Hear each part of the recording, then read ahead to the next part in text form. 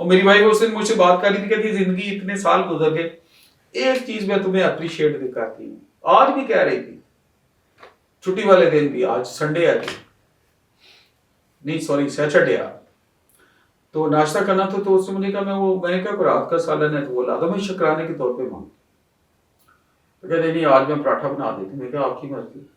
कहती एक बात मानती हूँ, एक बात मानती हूँ, जो रखा है तुमने चुप करके खा लिया, कमेंट नहीं किया. आपके अचार मांगने से या एक अंडा ला दो मांगने से पता चलता है कि बंदे को थोड़ी सपोर्ट चाहिए.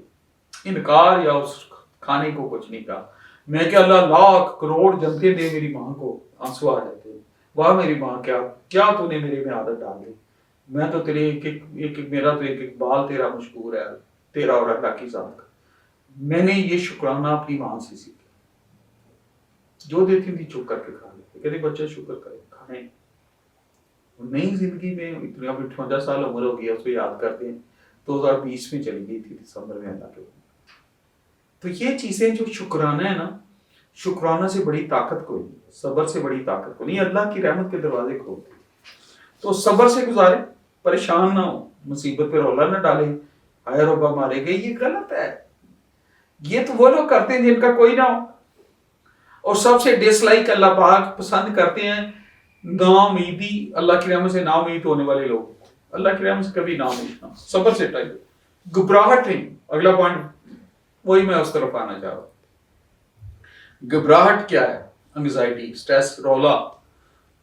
वो कहते हैं, वासफ साहब फरमाते हैं, हजरत वासली वासफ का बहुत ही अच्छा फरमान है, मैं ज्यादातर दोस्तों से शेयर करता हूँ और मुझे बड़ा अच्छा लगता है आपका फरमान शेयर करके.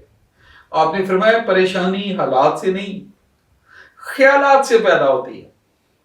आपने ख्यालों में घबराहट शुरू कर दी, परेशानी शुरू कर दी, पाँव के नीचे से रेत निकल गई, फेंट हो गए, परेशान होके गए. वह ऐसे नहीं है. ख्यालात ताकतवर रखें. मेरा रब मेरे साथ है, मेरा रब मेरे पीछे खड़ा है, उसकी मखलूक हो. मेरे माँ बाप की दुआएं पीछे खड़ी हैं, मेरे माँ बाप की दुआएं कब्र के अंदर से आ रही हैं. तैनवाज कौन होता है मायूस होने वाला? नहीं मायूसी. आपको एक पर्सनल सा वाकया सुनाता हूँ. मेरी आज भी आंखों में आंसू आ जाते हैं और मैं बड़ा इमोशनल होता हूँ. कोई इंसिडेंट हुआ मेरी फैमिली में, भाई की डेथ हुई थी, तो उसके बाद कुछ मेहरबानों ने और बम्बार्डमेंट की, मोहब्बत की. तो मैंने एक दफा अबू के पास बैठा था, मेरे वालिद साहब के उस डेंस टीचर थे. आज भी आप राइट, दुनिया आपको ना थोड़ा टेंस करके चेक करती है. तो मेरी दौड़ तो माँ और बाप के पैरों तक थी. जो जब मसला आता था पहले उनके पैर पकड़ के रो लेता था. हर एक को यही नुस्खा बताता हूँ. आज गांव जाके गांव के कब्रिस्तान में अकेला माँ बाप की कब्र पे रो लेता हूँ और उठता उस वक्त हूँ जब उनको कहते हैं कि अब्बा जी अम्मी जी अल्लाह को सोल्यूशन करा दे.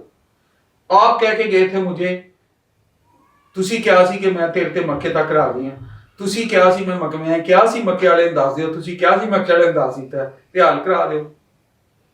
मतलब देर भाई कि आपने दुआ मांगी थी, आपने मुझे इंश्योरेंस कराई थी अपनी लाइफ में कि हम आप पे मक्के तक राजी हैं, यानी अल्लाह की रहमत से राजी हैं. तो मैंने कहा था कि आप अल्लाह को बता दें, तो आपने बता दिया था मायूस ना होना.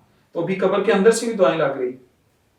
तो जब मेरा दिल मुतमईन होता है कि मेरी अम्मी और अब्बू ने मेरी बात सुन ली है और मेरे हक में दुआ फरमा दी है, मेरे लिए सबसे बड़ी सक्सेस वही है.